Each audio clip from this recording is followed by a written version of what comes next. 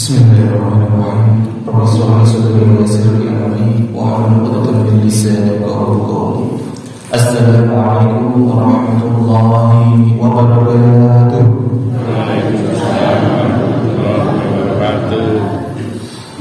Alhamdulillah, alhamdulillah, alhamdulillahilladzi an'ama bi ni'matil iman wal islam. Asyhadu an la ilaha illallah wa asyhadu anna Muhammadan 'abduhu wa rasuluh. Allahumma shalli 'ala Muhammad wa 'ala ali Muhammad wa 'ala alihi wa sahbihi wa man tabi'ahum bi ihsan ila yaumil qiyamah. Yang menghormati Ketua Takmir dari Masjid Al-Barakah, Bapak Haji atas pembinaan urus keamanan Masjid Al-Barakah serta seluruh jemaah yang hadir pada pagi hari ini, jemaah sholat subuh jamaah yang dilakukan dengan majelis ilmu. Insyaallah bisa kita lanjutkan dengan sahabat pagi. Alhamdulillah, saya doakan semoga senantiasa diberikan oleh Allah Subhanahu wa taala kesehatan, senantiasa diberikan oleh Allah Subhanahu wa taala rumah tangganya yang harmonis, yang sakinah warahmah, yang dihadirkan adalah mungkin saat ini masih dihadirkan berbagai persoalan, ujian oleh Allah, musibah oleh Allah. Setelah Allah berikan solusi yang terbaik, termasuk dari ekonominya, termasuk juga semoga Allah menjaga hati kita, nikmat iman, nikmat Islam sehingga semakin lapang hati kita, yang insya Allah berbagi kursus dengan Allah rezeki kita. Amin Allahumma amin.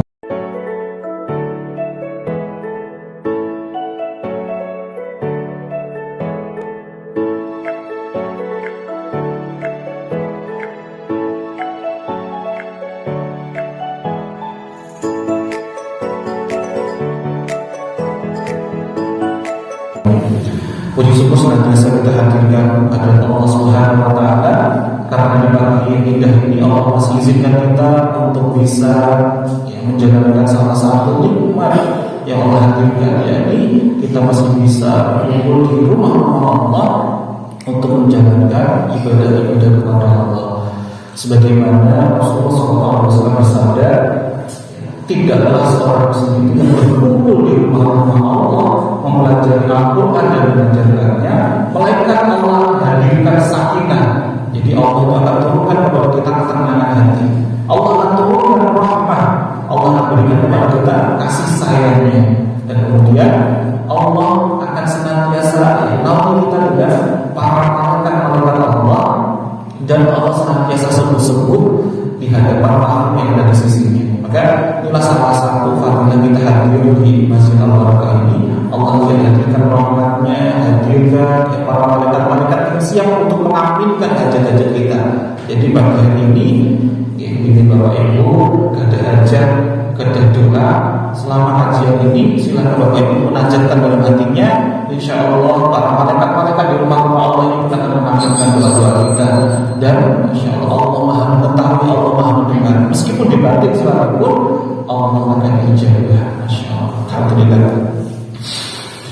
Tema kita pada pagi hari ini adalah tentang bagaimana menjadi seorang hamba, menjadi seorang makhluk yang kembali dimuliakan oleh Allah Subhanahu wa taala.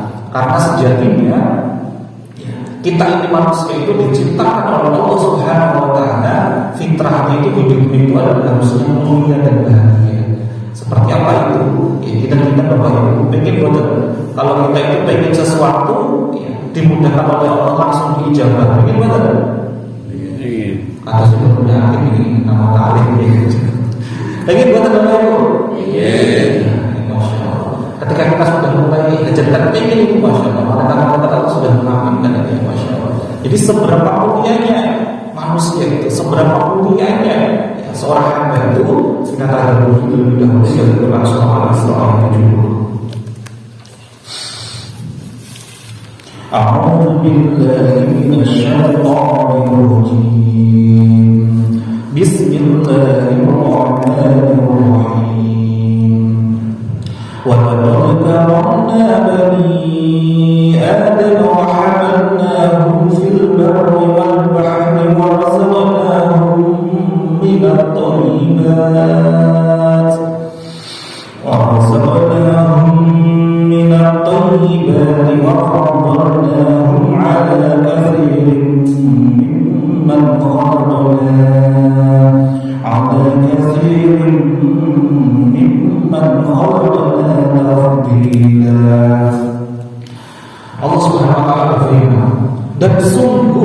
kami telah memuliakan anak cucu Adam.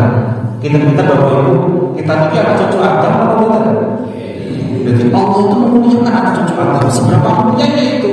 Allah Subhanahu wa taala lanjutkan dalam firman ini, dan kami angkut mereka di darat dan di laut, dan kami beri mereka rezeki dari yang baik-baik. Jadi Allah itu memuliakan, ya Masya Allah, anak cucu Adam itu dengan senantiasa melimpahkan kemuliaan, kebahagiaan, rezeki yang berlimpah baik di darat maupun di laut. Kemudian dalam lanjutan ayat ini, dan kami lebihkan mereka di atas banyak makhluk yang kami ciptakan dengan kelebihan yang sempurna. Artinya Allah ciptakan kita ini, manusia itu, kemuliaannya itu melebihi seluruh makhluk yang diciptakan Allah yang lainnya. Termasuk sejatinya seorang hamba itu, kalau derajatnya itu only, ya derajat hatinya pun itu bisa only tinggi, itu melebihi kemuliaannya para malaikat. Pengen buat teman-teman apa itu? Maka inilah yang akan kita gali ya dalam beberapa menit ke depan tentang bagaimana kita itu bisa kembali menjadi makhluk yang mulia. Bahkan dalam firman yang lain Allah Subhanahu wa taala berfirman, "Laqad khalaqnal insana fi ahsani taqwim." Dan sungguh kami benar-benar ciptakan kamu itu, ya, kamu siapa manusia itu dalam keadaan yang sebaik-baiknya, yang melebihi makhluk yang lainnya. Masya Allah.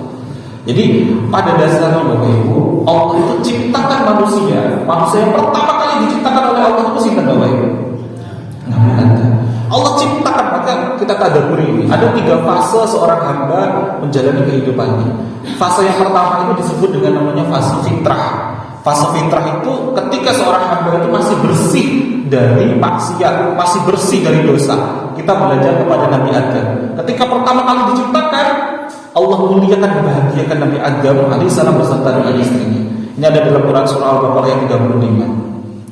A'udzu billahi minasyaitonir rajim. Wa qulna ya Adam uskun anta wa zawjukal jannah wa kula minha ragadan haythu syi'tuma wa la taqrabu hadhihi asy-syajarata fatakuna minadh dhalimin. Dan kami berfirman kepada Adam alaihissalam, masuklah bersama istrimu ke dalam surga. Jadi Allah perintahkan manusia pertama kali diciptakan itu masuk ke dalam surga. Maka dan minumlah apa-apa yang kamu sukai di dalamnya. Jadi kita itu kalau pengen apapun dijawab betul oleh Allah. Kalau di surga itu dikasih betul oleh Allah. Pengen sesuatu pasti dikasih betul kalau di surga. Pada sungguh yakin ini. Yakin betul? Pengen apapun itu dikasih sama Allah. Manusia itu dibahagiakan, dimuliakan. Bahkan para malaikat pun diminta untuk bersujud kepada manusia. Tapi coba Bapak Ibu, kalau ayat lanjutannya ini ya tidak benar-benar kita resapi, kita tidak akan kembali mulia dan bahagia. Lanjutannya apa? Wa la taqrabu hadhihi syajarah fatakuna minadh dhalimin. Jangan dekati pohon ini, nanti kau termasuk orang-orang yang zalim. Tapi apa yang dilakukan oleh Nabi Adam alaihissalam? Didekati buatan pohonnya Bapak Ibu. Didekati buatan. Ternyata bukan hanya didekati, malah dimakan. Jadi Allah itu sejatinya bahagiakan umat manusia, bahagiakan ya. Kita ini manusia selama apa? Selama tidak melanggar larangan Allah, senantiasa menjalankan perintah Allah. Coba Nabi Adam itu awalnya nanti tinggalnya di mana Bapak Ibu? Di surga. Pengen apapun dikasih sama Allah. Tapi tolong jangan satu, jangan langgar satu aja. Apa itu? Jangan dekati pohon. Tapi apa yang dilakukan oleh Nabi Adam? Beliau awalnya tinggalnya di surga, melanggar berapa larangan Bapak Ibu? Hanya satu. Langsung gak pantas tinggal di surga dan dipaskan di bumi. Yang awalnya bahagia, dikit-dikit dikasih oleh Allah, kemudian berkurang tuh keajaibannya. Coba Bapak Ibu, kita saat ini tinggalnya di Bapak Ibu. Teng bumi atau teng surga? Bumi. Berapa banyak kesalahan kita Bapak Ibu? Kata apa gede? Tapi nanti pengennya tinggalnya di surga. Kita pakai yakin betul ini. Inilah rahmatnya Allah. Kita pelajari.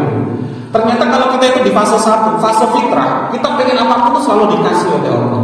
Kapan itu? Kita pun pernah mengalami fase ini. Saat kita belum pernah melanggar satu pun larangan Allah. Kapan itu kita Bapak Ibu? Kapan itu kita saat kita itu di dalam kandungan saja itu sudah ditiupkan penuh, kita sudah hidup, kita tuh selalu dicukupi oleh Allah. Baru lahir sekalipun itu kita masih fitrah tuh, belum pernah ada sedikit pun dosa-dosa kita melanggar larangannya Allah. Kira-kira Bapak Ibu, bayi baru lahir kalau lapar tinggal apa Bapak Ibu? Tinggal gini apa nih? Itulah simbol doa sejatinya Bapak Ibu. Seperti di surga, kalau belum punya dosa sekali meskipun di dunia, itu Allah selalu jamin tuh. Lapar tinggal kira-kira bayinya yang nyari makanannya atau makanannya mendekati bayinya, kira-kira Bapak Ibu? Aslinya yang mendekat atau bayinya yang masih benar-benar masih harus bekerja keras untuk mendapatkan asi, kira-kira yang mana Bapak Ibu? Tinggal aslinya mendekat. Pengen ganti popok Bapak Ibu, pengen ganti pampers, tinggal ngapain bayi Bapak Ibu? Gini apa nih? Tinggal saja. Allah kirimkan malaikat-malaikatnya Allah berupa orang tuanya, berupa orang-orang di sekitarnya untuk membantu si bayi ini. Saat kapan bayi ini apapun yang dibutuhkan selalu Allah ijabah. Saat kapan belum ada sedikit pun hal-hal yang melanggar larangannya Allah dan senantiasa taat di jalan Allah. Maka bagaimana dengan kondisi kita saat ini? Jika di fase 1 awalnya adalah fitrah, coba Bapak Ibu, saat ini usia kita masing-masing Bapak Ibu, ada yang sudah dewasa, ada yang sudah lanjut usianya. Coba kita kalau punya hajat saat ini bareng-bareng Bapak Ibu. Langsung dicoba buat kita. Artinya ada sesuatu yang harus kita perbaiki bareng-bareng. Maka kita belajar kepada Nabi Adam tadi. Nabi Adam alaihissalam saat dipaskan di bumi, beliau butuh lebih dari 330 tahun untuk menyadari akan hakikat ini. Jadi beliau itu awalnya bahagia di surga, kumpul dengan keluarganya, kumpul dengan istrinya. Tapi saat dipaskan di bumi, dipisahkan atau jadi satu lagi. Dipisahkan yang lebih dari 330 tahun. Kenapa? Hanya karena ada yang dimakan yang itu enggak halal. Ternyata rumah tangganya tidak harmonis. Maka ini yang harus kita garis bawahi bersama-sama di sini. Dan ketika Nabi Adam menyadari ini, setelah beliau sadar, setelah lebih dari 330 tahun, maka kembali beliau itu hidupnya mulia dan bahagia. Dan semoga kita nanti akan belajar ini bersama-sama. Kalau fase 1 itu adalah kita awalnya hidupnya mulia bahagia di sisi Allah, maka ada fase yang kedua, yakni apa? Hidup kita yang penuh dengan persoalan. Wonten boten Bapak Ibu, kita itu umat Islam, tapi kitanya masih banyak sekali yang belum lunas-lunas, baik itu utang, amanah, atau cicilan atau angsuran. Kadang boten. Semangat. Masya Allah. Nah, padahal Allah tidak inginkan itu semua Bapak Ibu. Wonten boten Bapak Ibu, yang umat Islam sudah berumah tangga bertahun-tahun, tapi ternyata komunikasi dengan pasangannya masih belum juga. Masya Allah. Saling adem ayem, masih saling ego masing-masing. Asal wonten boten Bapak. Padahal harusnya umat Islam itu kan sakinah, mawaddah warahmah, tapi ternyata masih ada saja. Wonten boten kira-kira Bapak Ibu, saat kita membesarkan anak-anak kita, ternyata anak-anak kita masih belum mudah untuk nurut, belum mudah untuk sholih. Wonten boten. Pun diiling pun pinten mawon, tapi tetap mawon anaknya. Kadang boten. Maka harusnya hal-hal seperti ini pun tidak terjadi Bapak Ibu. Kalau kita benar-benar menjalankan agama ini dan kita kembali ke fase yang ketiga. Nah, fase yang kedua adalah hidup seorang hamba itu senantiasa dihadirkan ujian oleh Allah. Dihadirkan ujian untuk apa? Untuk kembali lagi menjadi seorang hamba yang mulia. Tinggal kita itu mau sadar atau tidak. Jadi ketika Allah berikan ujian kepada kita, sejatinya Allah itu ingin mengingatkan kita. Meskipun kita merasa ujian ini gak nikmat banget ya Allah, tapi sejatinya itulah bentuk kasih sayangnya Allah. Coba deh Bapak Ibu, bayangin Bapak Ibu, kalau di depan jalan raya sana, ada seorang anak kecil, usianya mungkin baru kurang dari 5 tahun, pengen nyebrang. Dia ngotot banget pengen nyebrang. Kira-kira kalau kita melihatnya kita apakan Bapak Ibu? Kita biarin aja atau langsung kita deketi, kemudian kita tarik? Kita apakan kira-kira Bapak Ibu? Diselamatin dulu, ditarik dulu, atau dibiarin aja dia nyebrang? Pasti kita akan datangi, kita mau tahu. Kenapa? Karena ini anak baru, belum ada 5 tahun, masih berbahaya. Nah, kehidupan kita itu sejatinya kurang lebihnya tidak jauh dari itu. Kita seperti anak tadi. Ketika kita itu mau menjalani kehidupan, kemudian oleh Allah itu berikan ujian, kita itu seperti ditarik, diselamatkan sejatinya. Tapi kita seringkali nggak sadar, kita protes nih kepada yang narik. Saya kan pengennya nyebrang, kenapa saya harus tarik-tarik? Sakit ini. Padahal proses kita menarik itu karena kita ingin menyelamatkannya. Barulah kita nanti akan bantu untuk menyeberangkannya. Masya Allah. Seringkali saat kita itu dihadirkan ujian oleh Allah, kita itu justru protes kepada Allah, nggak terima, nggak ridho dengan ketentuan ketetapannya Allah. Padahal ujian yang Allah hadirkan itulah tanda cintanya Allah kepada seorang hamba. Bahwa Rasulullah SAW pun bersabda, jika Allah itu mencintai suatu kaum, maka Allah akan berikan ujian kepadanya. Artinya ujian itu berbentuk tanda cintanya Allah. Dan saat dia itu ridho, maka Allah pun akan ridho kepadanya. Jadi ridhonya Allah itu hadir saat apa? Saat kita itu bisa ridho menerima ujiannya Allah. Dan Allah akan murka manakala kita tidak mau menerima ujian tersebut. Ya, maka yang datang adalah justru sebaliknya. Dalam riwayat yang lain, ya Masya Allah, ada satu kisah tentang Rasulullah SAW itu ketika melihat ada seorang ibu tawanan perang sedang menggendong bayi, Bapak Ibu. Saat menggendong bayi ini dilihat oleh Rasulullah, kemudian Rasulullah bertanya kepada para sahabat, kira-kira ibu itu ya tega nggak melemparkan bayi itu ke dalam kobaran api? Maka seluruh sahabat menjawab, tidak ya Rasulullah, tidak mungkin, karena seorang ibu itu pasti sayang banget dengan anaknya. Maka Rasulullah pun menjawab, begitu pula dengan Allah. Jika seorang ibu kandung aja nggak tega melemparkan bayinya ke dalam kobaran api neraka, maka Allah pun juga tidak ridho, tidak rela jika melemparkan hamba-hambanya ke dalam kobaran api neraka. Tapi manusianya itu yang nggak mau diselamatkan oleh Allah. Jadi kita itu kadang disentil oleh Allah. Dengan cara apa? Diambil nikmat-nikmat kita oleh Allah sedikit demi sedikit agar kita sadar, agar kita itu butuh lagi kepada Allah, merasa kita itu butuh lagi kepada Allah. Coba Bapak Ibu ingat dengan kita itu sholatnya itu khusyuk banget saat ya benar-benar dihadirkan ujian oleh Allah atau saat diguyur oleh nikmat. Coba benar-benar saat sholat itu bisa sampai nangis loh, sampai bergetar hati kita, khusyuk ya, sujud aja lama banget. Itu saat kita itu punya masalah, punya ujian, punya persoalan, atau saat kita itu sedang ya nikmat-nikmat saja. Khusyuk yang mana kira-kira? Ya, khusyuk saat kita itu dihadirkan ujian. Maka sejatinya saat itulah sejatinya Allah itu sedang rindu dengan sujud-sujud kita. Allah itu sedang ya saat menghadirkan ujian kepada kita, Allah itu karena sedang rindu-rindunya dengan tahajud-tahajud kita, dengan sholat-sholat kita. Maka kita berbahagia karena kita dirindukan oleh Allah dan kita diberikan hidayah oleh Allah untuk kembali ya, selamat, untuk tidak tergelincir nanti dalam kobaran api neraka. Jadi perbedaan orang yang beriman dengan tidak apa? Saat dihadirkan ujian kita kembali kepada Allah, tapi bagi orang-orang yang tidak beriman justru akan semakin protes kepada Allah, semakin jauh dari Allah. Maka kalau kita sudah masuk fase yang kedua ini, maka tidak ada cara yang lain selain apa? Kembali ke fase yang ketiga. Sebagaimana Nabi Adam alaihissalam kalau ditanya, siapa yang salah? Kok bisa engkau tuh dihempaskan di bumi, awalnya tinggal di surga? Kira-kira yang salah siapa Bapak Ibu? Yang menyebabkan Nabi Adam makan buah kulti itu siapa Bapak Ibu? Sinten kira-kira? Ya. Biasanya Bapak Ibu kalau di kajian-kajian itu, kalau ibu-ibu langsung menjawab, ya itu karena godaan iblis.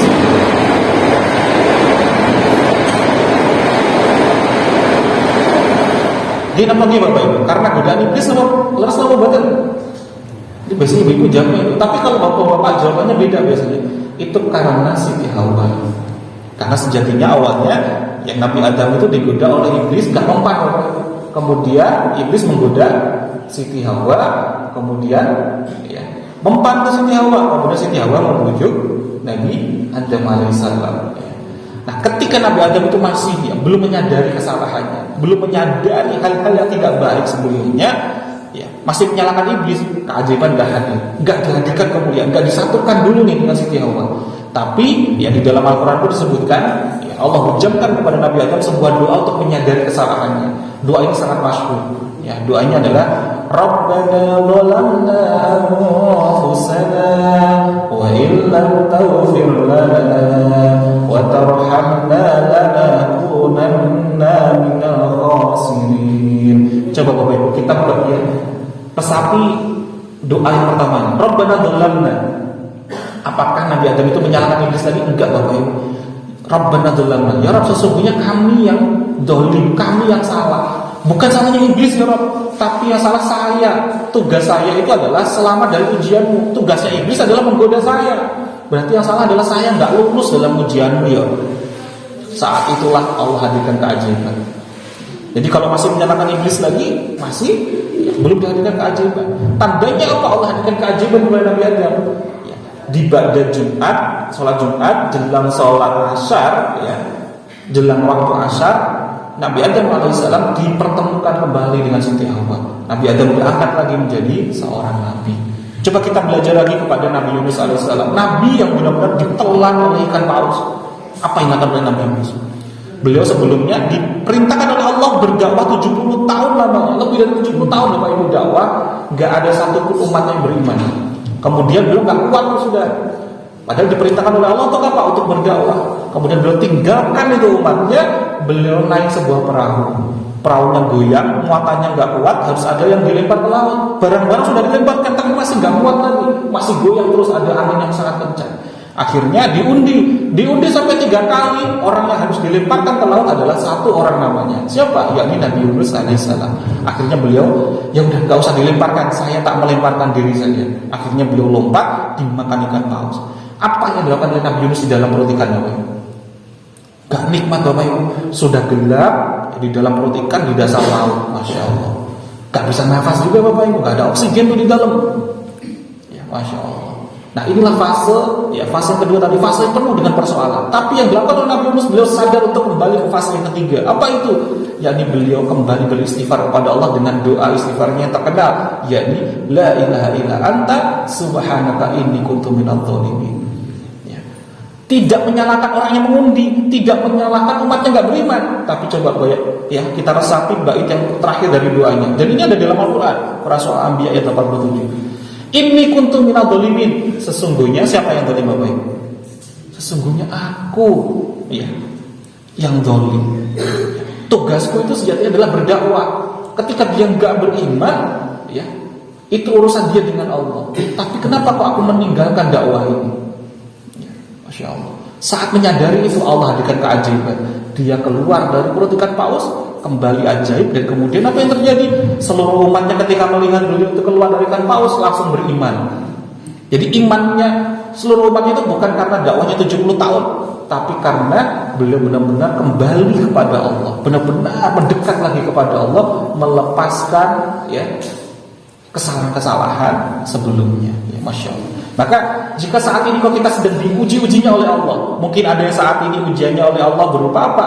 Rumah tangga belum harmonis, anak belum solih, mungkin ada hubungan kita yang belum baik dengan mertua, orang tua, orang-orang sekitar kita. Maka salah satu doanya, banyak-banyak doa istighfarnya Nabi Adam tadi. Rabbana dzalamna anfusana wa illam taghfir lana wa tarhamna lanakunanna minal khasirin. Jika saat ini masih banyak sekali ya dihadirkan kok dagang gak laris-laris, kok usaha ya kita tani berkebun kok panennya gak bisa bagus-bagus, maka apa yang harus kita lakukan?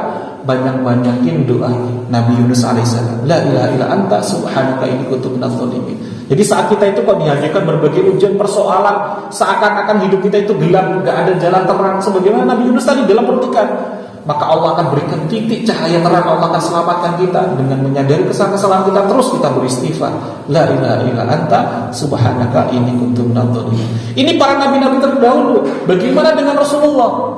Ya, Masya Allah. Rasulullah pun juga sama. Beliau senantiasa beristighfar. Berapa kali Bapak Ibu Rasulullah sehari? Pintar? Ya, Masya Allah. Ada 2 hadis yang sama-sama sahih. Yang pertama, dalam hadis ini disebutkan Rasulullah sekali duduk itu istighfar lebih dari 70 kali. Ini sahih, lebih dari 70 kali. Tapi di sisi lain ada hadis juga yang sama-sama sahih, ya, yang juga melalui sanadnya, riwayatnya melalui sahabat Umar bin Khattab. Rasulullah itu sekali duduk istighfarnya 100 kali. Ini sama-sama sahih, ya. Baik yang 70, lebih dari 70 maupun yang 100 kali. Artinya Rasulullah saja yang sudah dijamin oleh Allah masuk surga, beliau masih menyadari ya Allah. Ya, walaupun Rasulullah itu maksum, tapi beliau senantiasa ya beristighfar. Istighfar itu kan secara hakikatnya menurut Imam Ghazali ada 4, ada 3. Yang pertama, saya salah ya, ampuni saya. Saya siap belajar dan tidak akan mengulangi lagi. Masya Allah. Rasulullah sudah dijamin masuk surga aja masih senantiasa mohon ampun kepada Allah. Lalu bagaimana dengan kita? Kita sehari berapa kali kita benar-benar mohon ampun kepada Allah, beristighfar kepada Allah? Kita pintar Bapak Ibu. Habis sholat subuh tadi berapa kali istighfarnya? Astaghfirullahaladzim, alladzi la ilaha illa huwal hayyul qayyum wa atubu ilaihi. Pintar Bapak Ibu? 3. Subuh ya, zuhur ya pintar 3. Asar 3, maghrib 3, isya 3. 3 dikali 5 pintar Bapak Ibu?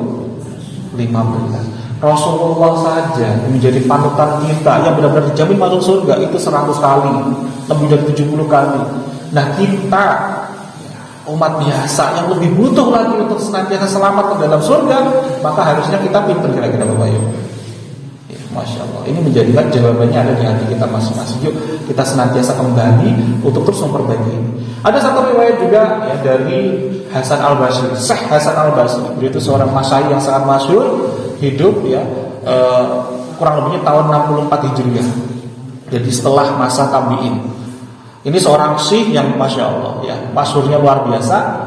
Banyak sekali para jamaahnya yang datang untuk konsultasi ya. Di hari pertama ketika beliau itu didampingi oleh santrinya, ada seorang yang datang. Ya Syekh, saya ini sudah berumah tangga ya, bertahun-tahun ya, tapi saya ini belum dikaruniai keturunan. Apa yang harus saya lakukan? Apa jawabnya Hasan Al-Basri? Beliau menjawab, istighfarlah. Kemudian di hari yang lain ada yang datang lagi. Ya Syekh, saya itu sudah berdagang, berbisnis ya, tapi kok berkali-kali saya itu gak berhasil. Saya banyak sekali hutang. Apa yang saya lakukan? Istighfarlah. Ada yang datang lagi yang lain. Ya Syekh, saya itu seorang tani, berkali-kali saya itu gagal dalam berkebun. Apa yang saya lakukan? Jawabnya Syekh Hasan Al-Basri adalah beristighfarlah. Kemudian Masya Allah, ada santrinya tadi yang nanya kepada gurunya, ya Syekh, kenapa kok banyak sekali persoalan? Jawabannya hanya satu, kembali mohon ampun kepada Allah. Kok istighfar? Kemudian Syekh Hasan Al-Basri menjawab begini, Bapak Ibu, wahai muridku, sesungguhnya jawaban itu bukan dari lisanku, jawaban itu bukan dari akal pikiranku, tapi jawaban itu adalah dari Allah Subhanahu wa taala dalam Al-Qur'an, ya, surah Nuh ayat 10 sampai dengan ayat 12. Apa itu? Faqultu astaghfiru rabbakum innahu kana ghaffara. Maka aku katakan kepada mereka, mohonlah ampun kepada Allah, sesungguhnya Dia Maha Pengampun. Jadi kita diminta oleh Allah untuk apa? Mohon ampun kepada Allah, untuk beristighfar kepada Allah. Lanjutannya apa? Yursilis samaa 'alaikum midrara. Maka aku akan turunkan kepada mereka hujan yang sangat lebat. Jadi kita diminta mohon ampun, Allah akan guyurkan hujan sangat lebat. Hujan lebat apa ini? Ternyata keterangannya ada di lanjutannya Bapak Ibu. Wa yumdikum bi amwalin wa banin wa yaj'al lakum jannat wa yaj'al lakum anhar. Hujan lebat ini ternyata hujan lebat rezeki Bapak Ibu. Wa yumdikum bi amwalin, dan kami akan memperbanyak untukmu harta-harta. Jadi yang punya utang belum lunas, cicilan angsurannya, banyak-banyak baca istighfar.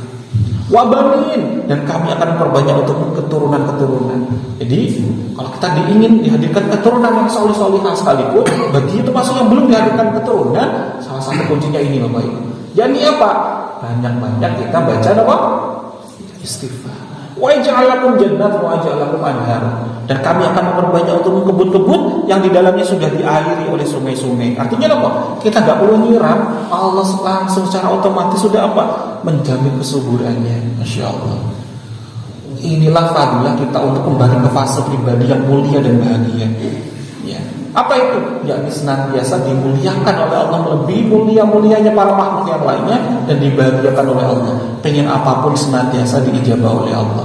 Tapi mungkin masih ada nggak Bapak Ibu yang senantiasa merasa, tapi kenapa kok hidup saya masih begini-begini saja? Masih wonten nggak buat Bapak Ibu? Masya Allah. Sejatinya dari mana sih akar persoalan itu? Persoalan hidup itu? Maka Allah Subhanahu wa taala pun berfirman dalam Quran surah An-Nisa ayat 79. Ma aswabaka min hasanatin famin Allah wa ma aswabaka min sayyi'atin famin nafsik. Dan adapun segala bentuk kebaikan, kenikmatan itu datangnya adalah famin Allah, dari sisi Allah. Wa ma aswabaka min sayyi'atin famin nafsik.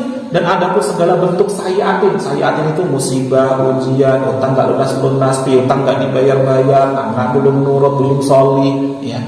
Dan kok kehidupan senantiasa enggak nyaman, itu sayyi'atin. Datangnya dari mana? Famin nafsik. Sesungguhnya datangnya dari dirimu sendiri. Ini Quran surah An-Nisa ayat 79, bukan kata saya Bapak Ibu. Ini firman Allah. Maka sejatinya Allah itu inginkan kita itu mulia dan bahagia. Tapi kalau saat ini kalau hidup kita belum mulia dan belum bahagia, artinya ada sesuatu yang harus kita perbaiki, mulai dari hari ini dan seterusnya. Ya, Masya Allah. Kira-kira Bapak Ibu, pengen gak Bapak Ibu sesuatu itu baru di batin langsung Allah ijabah? Pengen buat Bapak Ibu? Sesungguhnya kita pun pernah mengalami fase itu, Bapak Ibu. Coba deh diingat-ingat lagi, Bapak Ibu. Kalau di dalam Al-Quran kan dikisahkan tentang, ini kisah nyata, kisah tentang Sayyidah Maryam. Beliau senantiasa duduk di dalam mihrab, Allah jamin itu rezekinya. Nate mireng betul, Bapak Ibu. Ini ada di dalam Quran surah Al-Imran ayat 37. Kullama dakhala 'alaihi Zakaria mihrab wajada indahu rizqah. Seorang Nabi Zakaria alaihissalam mau mendatangi mihrab. Mihrab itu kamar, bilik, kalau kita nyebutnya sentong, ya, kamar. Mau mendatangi kamarnya Siti Maryam, kok selalu ada makanan. Padahal dia tahu nih yang punya rumah Nabi Zakaria, Siti Maryam ini belum masak, belum ke pasar, kok selalu ada rezeki. Kaget yang punya rumah, nanya nih kepada ya Siti Maryam. Walanya Maryam anda laki hada. Wahai Maryam, dari mana datangnya rezeki ini? Apa jawabnya? Ya Siti Maryam. Qalat subhanahu wa sesungguhnya datangnya ini dari sisi Allah. Innallaha yarzuqu man yasha'u bighairi hisab. Sesungguhnya Allah itu dalam memberikan rezeki itu ya sesuai dengan kehendaknya tanpa perhitungan. Ya, Masya Allah. Jadi pengen buat Bapak Ibu, hidup kita itu senantiasa seperti itu, dimuliakan, menjadi seorang hamba yang dimuliakan oleh Allah. Pengen apapun langsung dijawab. Pengen buat Bapak Ibu. Kita pun ternyata juga pernah ada di fase itu. Coba diingat-ingat. Sepanjang kehidupan kita pun pernah, Bapak Ibu. Baru pagi-pagi, baru batin, pengen sesuatu. Mungkin ada yang pengen gorengan, pengen soto, pengen apapun bentuknya. Belum sampai ngomong, tiba-tiba ada tetangganya yang nganterin, tiba-tiba ada ya saudaranya yang datang nganterin. Nanti buat Bapak Ibu. Nanti betul, baru dibatin, tiba-tiba langsung ujuk-ujuk maaf betul teko. Nonton betul. Nanti betul. Pernah kita itu. Tapi mengapa kok itu nggak kembali hadir lagi saat ini? Kok nggak mudah untuk berulang? Karena Bapak Ibu, dalam proses itu kita itu seringkali nggak menganggap bahwa hadirnya itu adalah sebuah keajaiban dari Allah. Kita menganggapnya itu adalah sebuah kebetulan. Sebuah apa Bapak Ibu? Kebetulan. Gini Bapak Ibu, kita baru ngomong sama orang, ya, kita baru ngomongin orang lain tentang kebaikannya. Kemudian orangnya tiba-tiba ujung-ujung betul-betul datang. Nanti buat Bapak Ibu. Ini sendiri adalah sebuah keajaiban. Tapi seringkali kita ngomongnya itu adalah kebetulan. Masya Allah. Di dalam Al-Quran pun juga disebutkan bahwa daun yang jatuh itu nggak ada yang kebetulan Bapak.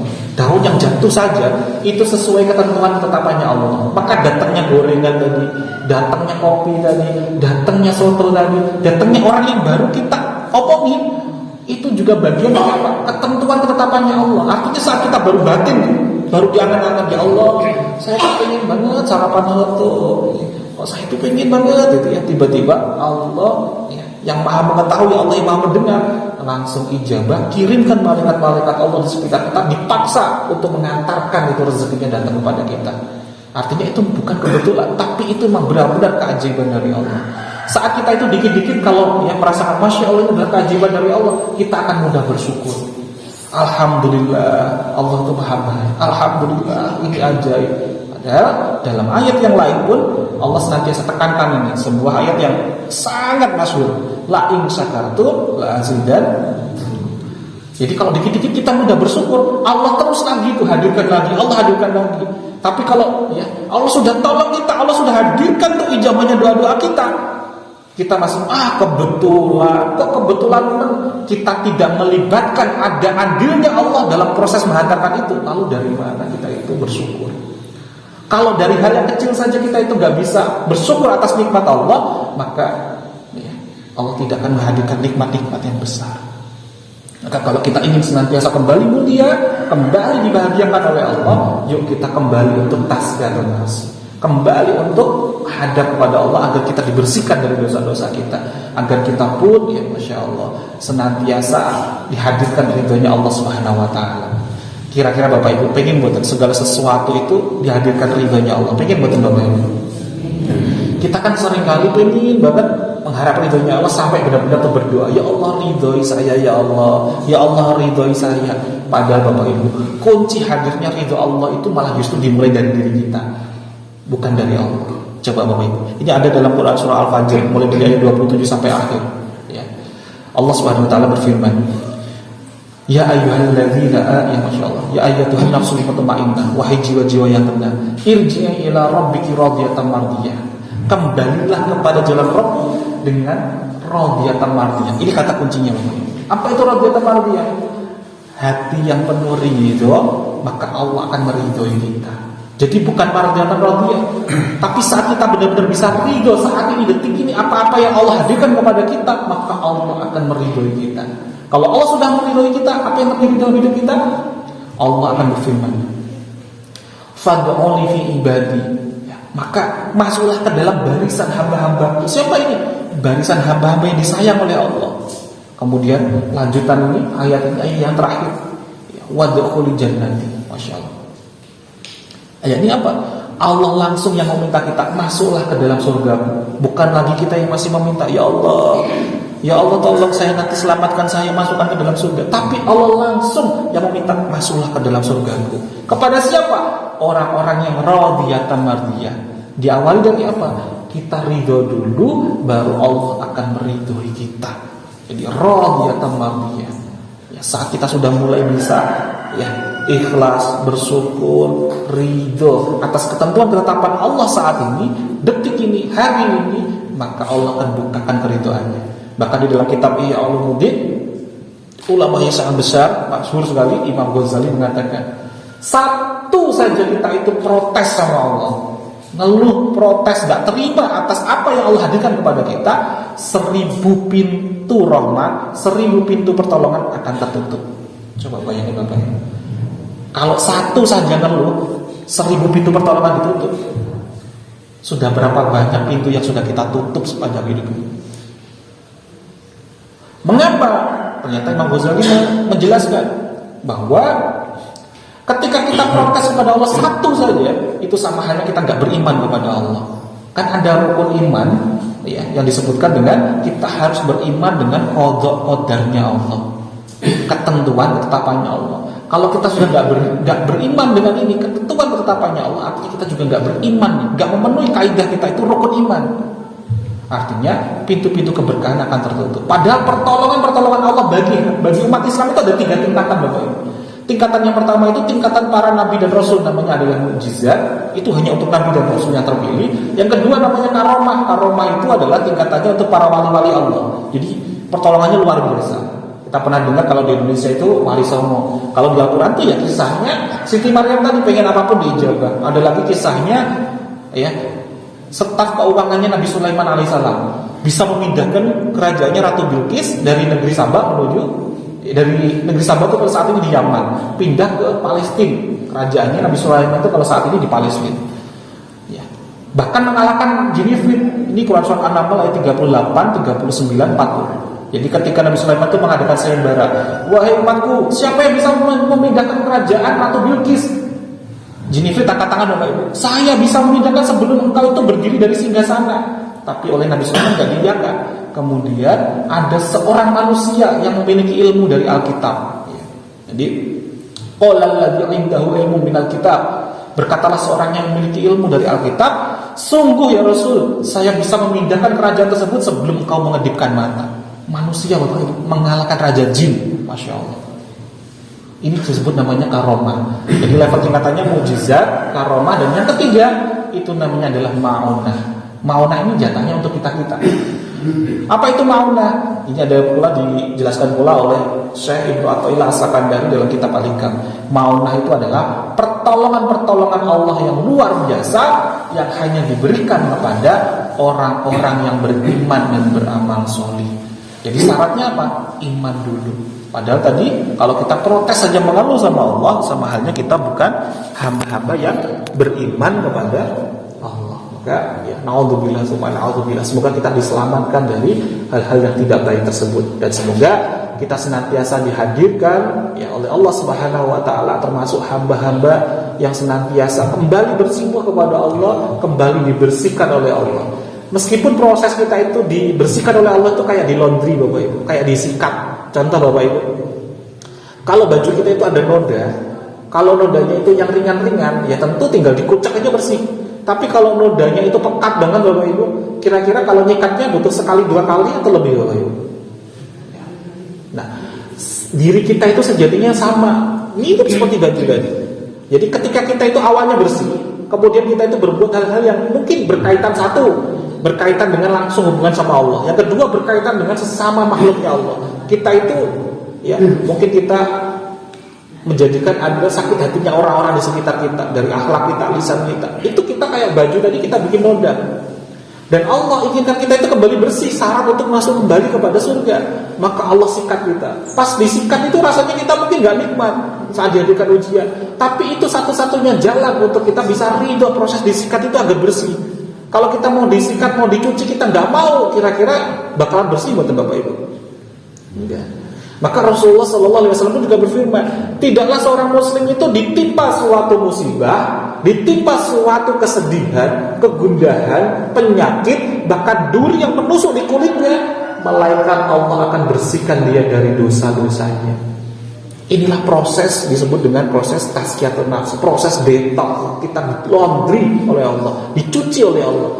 Dengan cara apa? Dihadirkan oleh Allah ujian. Jadi ujian ini harus kita terima, kita ridho untuk kembali bersih. Kenapa? Karena dengan wasilah itu kalau kita bisa ridho, benar-benar kita dibersihkan lagi oleh Allah, dibersihkan dari dosa-dosa kita, dari perisai-perisai rezeki kita. Dan semoga dengan kita bisa terus berlatih untuk ridho, ikhlas menerima ketentuan ketetapannya Allah, dan kita senantiasa iringi dengan penuh syukur apapun yang sudah Allah hadirkan kepada kita, maka disitulah menjadi wasilah penyelamat kita saat kita nanti ya dimasukkan oleh Allah Subhanahu wa taala di hari penimbangan, dan kita pun diselamatkan untuk kembali ke kampung halaman terbaik kita, yakni surganya Allah. Kenapa? Karena kita ini sejatinya makhluk bumi atau makhluk surga, Bapak Ibu? Makhluk bumi atau masuk surga? Manusia itu sejatinya diciptakan itu di bumi atau di surga? Yakin? Manusia itu sejatinya kampung halamannya adalah di surga, Bapak Ibu. Kita itu di bumi ini hanya sementara, mau mampir mobil, Bapak Ibu. Gini apa gini? Kita sejatinya adalah makhluk surga. Di bumi itu hanya saknyung istilahnya. Maka kalau kita itu ingin mudik kita itu kemana? Bukan ke kampung halaman yang ada di kampung, tapi mudik yang sesungguhnya itu bukan hanya sekedar di dunia, tapi kita harus semangat untuk mudik ke kampung halaman terbaik kita, yakni di surganya Allah. Kan kita sering kali kayak tadi nih di bacaan kita surah di sholat subuh rakaat pertama, innalillahi wa inna ilaihi raji'un. Segala sesuatu sesungguhnya miliknya siapa, Bapak Ibu? Miliknya Allah. Dan semuanya akan kembali kepada siapa? Kepada Allah. Kita ini pun adalah milik Allah dan akan kembali kepada Allah. Tapi kita mau nggak untuk kembali kepada Allah, atau justru kita tergelincir masuk ke dalam bisikan-bisikan yang justru menjadikan diri kita semakin jauh kepada Allah. Kalau kita ingin kembali kepada surganya Allah, maka tidak ada cara yang lain selain apa? Kembali ke fase yang ketiga tadi, tazkiyatun nafsi, untuk kembali fitrah yang Allah hadirkan, kemuliaan yang Allah hadirkan, kebahagiaan untuk diri kita. Maka mulailah dari hari ini dan seterusnya, yuk banyak-banyak kita untuk apa? Beristighfar kepada Allah, dan senantiasa kita berhusnudzon kepada Allah. Apapun yang Allah hadirkan itu adalah yang terbaik menurut Allah. Kita harus ikhlas ridho, karena bisa jadi apa-apa yang menurut seorang hamba itu gak baik, itu adalah cara Allah agar diri kita itu semakin dibersihkan dari dosa-dosa kita. Jadi itu salah satu pengambilan istighfar kita. Kan kita ingin diampuni oleh Allah, salah satu caranya adalah disikatnya kita nggak nikmat, tapi itu adalah hal yang sangat indah sejatinya kalau kita nanti sudah ada di surga. Ya Allah, terima kasih untuk saya dulu di dunia itu saya diingatkan dengan ujian yang Kau hadirkan, karena dengan ujian ini ternyata menjadikan diri saya semakin dekat, semakin taat, semakin kembali kepada Allah Subhanahu wa taala. Ya, barakallahu fikum.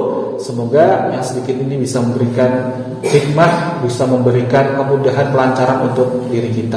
Sebelum kita tutup, ya mohon izin, ada titipan dari Takmir bahwasanya yuk bareng-bareng Bapak Ibu, sepanjang kita hidup itu hanya sebentar. Kalau kita bandingkan, ya Masya Allah, kehidupan kita ini yang sudah kita lakukan ini, kira-kira banyak amal solehnya atau banyak amal yang gak baiknya kira-kira? Kira-kira nih, ya Masya Allah. Padahal nanti itu yang akan menyelamatkan kita nanti saat kita nanti di hari penimbangan. Maka ketika kita itu hanya memiliki waktu yang sangat sedikit, ya, agar kita bisa selamat untuk waktu yang abadi dan abadi nanti di surganya Allah di akhirat, maka kita harus memiliki amalan cerdas di waktu yang terbatas.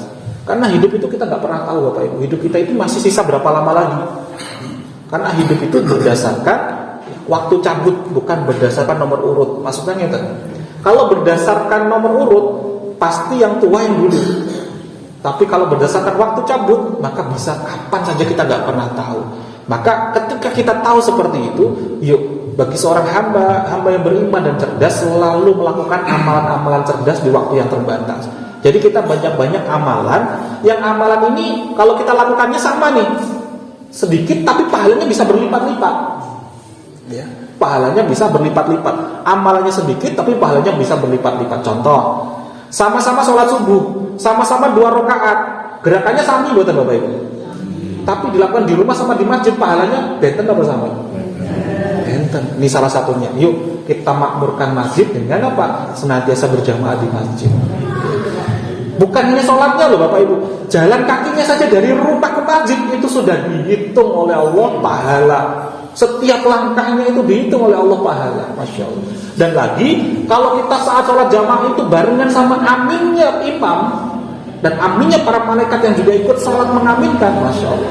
Di situ pula Allah akan hadirkan, ya Masya Allah, rahmat kepada kita. Allah akan ijabah seluruh hajat-hajat kita. Allah gugurkan dosa-dosa kita, Insya Allah.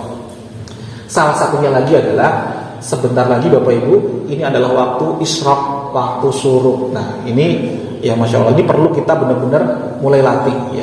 Rasulullah SAW bersabda, barang siapa, ya Masya Allah, yang menjalankan sholat subuh berjamaah di masjid, kemudian dilanjutkan dengan apa?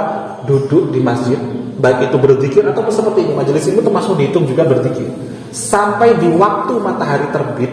Ini adalah waktu syuruk.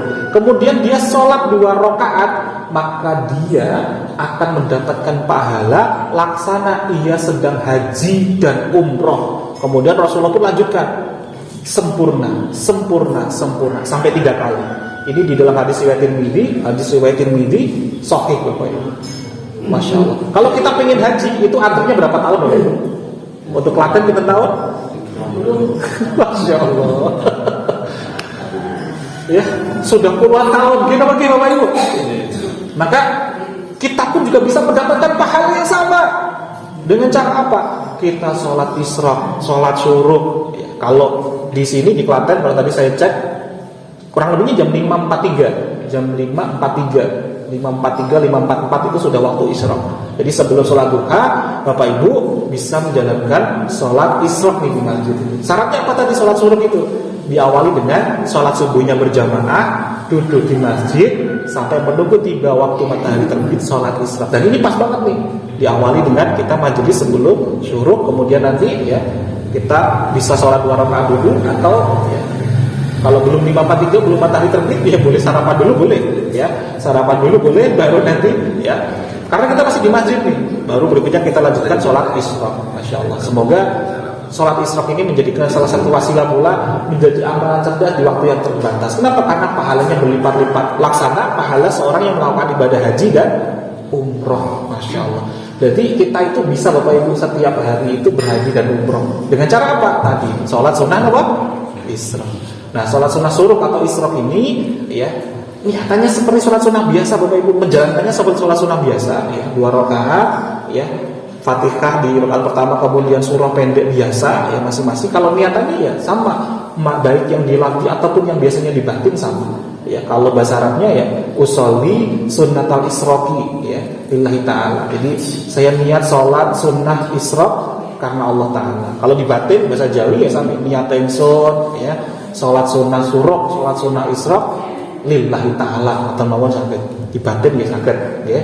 Baru langsung Allah takbiratul ihram, Allahu akbar, sholat 2 rakaat. Ya, kata Bapak Ibu, mugi-mugi menghadirkan kepada kita semuanya keberkahan. Allah hadirkan kesehatan untuk seluruh anggota keluarga kita. Allah hadirkan rahmatnya, Allah hadirkan solusi jalan terang dalam setiap persoalan hidup kita. Kita tutup dengan doa bersama-sama aja Bapak Ibu. Moga Bapak Ibu silakan duduknya senyaman-nyamannya, sepusu-pusunya. Kita akan berdoa bersama-sama. Ini waktu yang sangat mustajab. Nanti kita akan siapkan waktu di tengah-tengah doa Bapak Ibu munajatkan hajatnya masing-masing. Karena saya nggak tahu Bapak Ibu apa saja hajatnya Bapak Ibu. Atau nominalnya berapa kalau pengen lunas saya nggak tahu.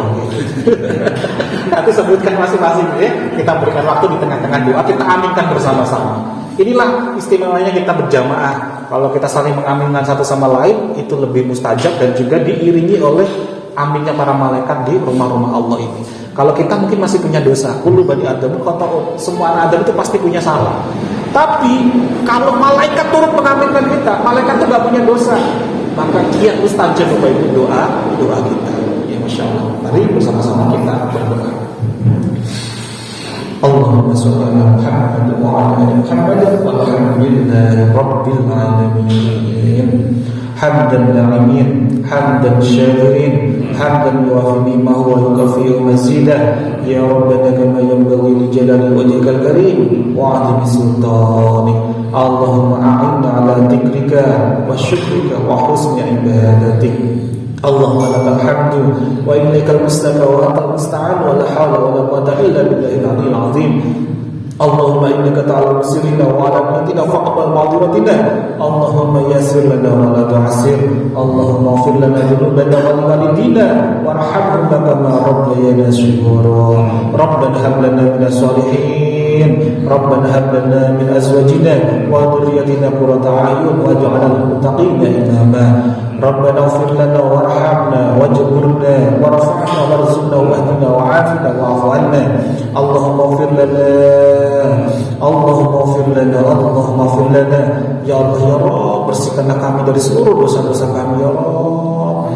Jangan kau biarkan kami keluar dari Masjid Al-Barakah ini tanpa kau bersihkan kami dari dosa-dosa kami ya Rabb. Rabbana zalamna anfusana wa illam taghfir lana wa tarhamna lanakunanna minal khasirin. Allahumma rabbana anzil 'alaina ma'idatan minas sama' takunu lana 'idan li awwalina wa akhirina wa ayatan minka warzuqna wa anta khairur raziqin. Ya Allah ya Rahman ya Rahim, selamatkanlah kami semua yang hadir di Masjid Al-Barakah ini dari siksa kubur maupun siksa api neraka ya Rabb. Berikanlah kami kemudahan kelancaran baik urusan dunia maupun urusan akhirat kami ya Rabb. Berikanlah kami kemudahan dalam menjemput rezekimu yang halal atau thayyiban ya Rabb. Ya Allah ya Rahman ya Rahim, ucapkanlah dalam hati kami untuk merasakan nikmat dalam beribadah kepadamu ya Rabb. Ya Allah ya Rahman ya Rahim, jika sekiranya dari jamaah yang hadir ini masih banyak sekali persoalan-persoalan, uraikanlah satu demi satu persoalannya ya Rabb.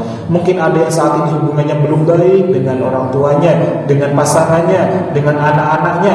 Ketuklah masing-masing dari mereka ya Rabb. Lunakkanlah, lembutkanlah hatinya untuk saling memperbaiki silaturahminya masing-masing ya Rabb. Karena kami pernah mendengar Rasulullah SAW bersabda, la yadkhulul jannah qati'un, tidak akan masuk surga orang-orang yang memutus tali silaturahmi. Maka mulai detik ini hari ini izinkanlah kami untuk menyambut tali silaturahmi kami ya Rabb. Mungkin saat ini masih ada yang ingin sekali anak-anaknya semakin soleh-solehah ya Rabb. Ketukkanlah, lembutkanlah hati anak-anak kami ya Rabb untuk senantiasa taat beribadah kepadamu ya Rabb, senantiasa mendoakan kedua orang tuanya, senantiasa menyertakan amal-amalnya atas nama kedua orang tuanya ya Rabb. Karena itu yang sangat kami nanti-nantikan. Jika telah tiba nanti kami sudah terbujur kaku di dalam tanah, pahala dari doa anak-anak kami lah yang terus mengalir kepada kami ya Rabb. Ya Allah ya Rahman ya Rahim, sesungguhnya kami yang hadir di sini memiliki hajat masing-masing ya Rabb. Ijabahkanlah, izinkanlah kami untuk memunajatkannya kepadamu ya Rabb. Silakan Bapak Ibu, panjatkan seluruh hajatnya masing-masing.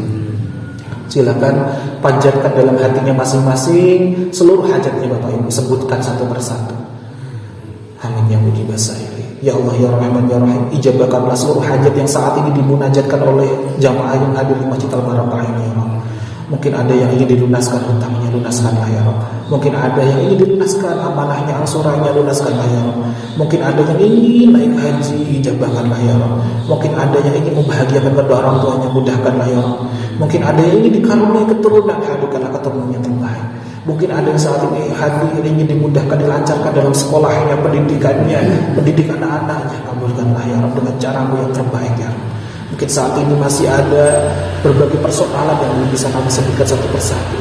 Engkau maha mengetahui, Engkau maha mendengar, Engkau maha mengabulkan ya Rabb. Maka hadirkanlah ijabahnya doa-doa kami ini ya Rabb. Amin ya mujibas sairi, amin ya mujibas sairi, amin ya mujibas sairi, amin ya mujibas sairi. Ya Allah ya Rahman ya Rahim, Jika sekiranya kami nanti tiba waktu kami untuk Engkau panggil ya Rabb, izinkanlah kami dalam keadaan yang husnul khatimah ya Rabb. Izinkanlah kami dalam keadaan kami syahid dunia wal akhirat ya Rabb. Izinkanlah kami dalam keadaan kami sedang beribadah kepadamu.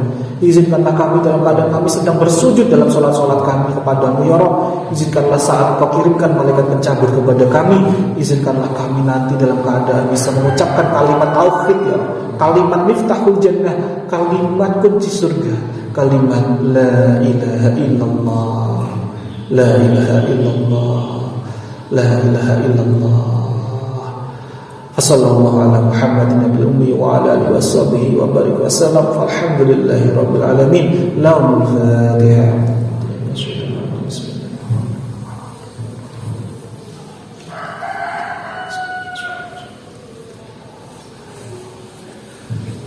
Alhamdulillah, terima kasih Bapak Ibu semuanya.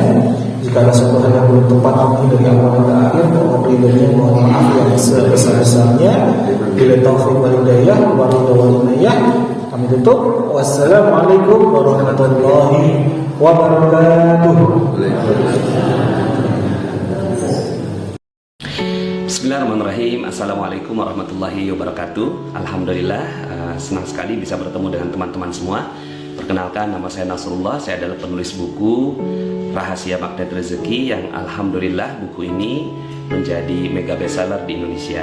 Sudah lebih kurang 4 tahun buku ini berada di pasaran, dan alhamdulillah setiap bulannya selalu berada di ranking pertama, kedua di kelas manajemen. Tentunya semua ini adalah atas karunia Allah Subhanahu wa Ta'ala yang Allah Subhanahu wa Ta'ala berikan terhadap buku ini. Dan ini tulus dari hati saya ingin menyampaikan tentang ilmu-ilmu yang Allah titip kepada saya pribadi dan juga keluarga, yang alhamdulillah ketika saya tuangkan ke dalam buku ini melahirkan banyak sekali keajaiban-keajaiban kepada para pembacanya. Ada yang dapat mobil hanya dalam waktu 1 bulan ya secara gratis, ada yang sembuh dari kanker stadium 4, ada yang 20 tahun gak punya anak, lalu kemudian ketika membaca buku ini Allah karuniakan anak. Tentunya bukan karena semata karena buku ini, tapi karena Allah Subhanahu wa Ta'ala yang memudahkan semua terjadi. Namun keajaiban itu ada polanya, keajaiban itu ada ilmunya, dan di buku ini alhamdulillah sudah secara jelas saya terangkan bagaimana pola-pola keajaiban itu bisa terjadi. Judulnya mungkin Magnet Rezeki ya, untuk menerangkan tentang adanya sebuah unsur magis gitu ya, unsur keajaiban yang ada di dalam rezeki Allah Subhanahu wa Ta'ala. Namun ya isinya adalah keajaiban demi keajaiban. Sebagaimana Siti Maryam yang mendapatkan keajaiban hanya dalam mihrabnya, mendapatkan makanan secara ajaib. Dan kemudian juga Zakaria yang mendapatkan anak secara ajaib. Juga Asif bin Barkhiyah, pasukan dari Nabi Sulaiman alaihissalam, yang menarik Ratu Bilqis atau menarik istana Ratu Bilqis secara ajaib. Dan itu semua real, ada di dalam kitab suci. Buku ini menjelaskan tentang bagaimana pola-pola keajaiban itu bisa terjadi, dan mudah-mudahan buku ini juga bisa memberikan keajaiban buat Anda. Saya Nasrullah. Assalamualaikum warahmatullahi wabarakatuh.